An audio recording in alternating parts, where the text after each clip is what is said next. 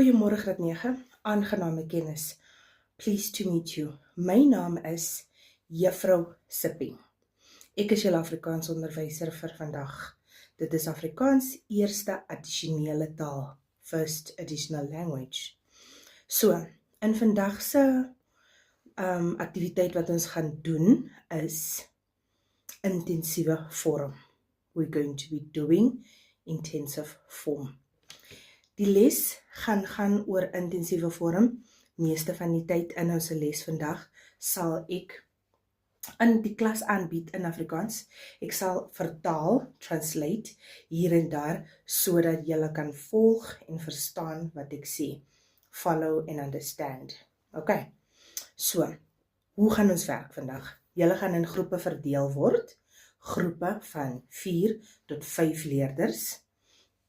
Julle sal besluit watter leerder julle groepleier sal wees, en dan gaan julle saamwerk.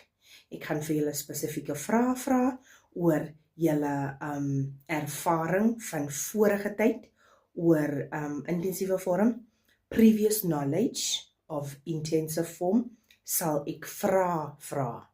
Ok, dan sal julle bespreek as vriende in julle groep en as 'n groep in die klas, en dan gaan die leier sal dan julle antwoorde bymekaar sit, en wanneer julle tyd klaar is, moet julle dan beantwoord. Ok, en dan gaan julle klasaktiwiteit kry waar julle saam gaan werk, en die leier gaan dan vir julle wys en sê wat sy of hy dink is die beste antwoorde wat julle almal bymekaar gebring het, en dan aan die einde van die les voor julle uitgaan, ons noem dit 'n exit ticket, en met die exit ticket sal ek dan sien as julle werk geskryf, het julle die werk verstaan, en of julle nog tyd nodig om die werk klaar te maak, miskien by die huis, en of julle dan ook huiswerk moet kry. If you are supposed to get homework, and or if you will finish your activity at home. Kom ons begin. Okay.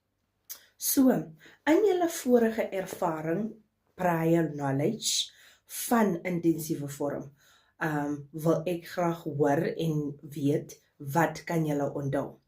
Mag julle asseblief 2 minute vat, of neem, en met mekaar gesels in die groep, wat kan julle onthou van julle vorige ervaring, previous knowledge, oor intensiewe vorm.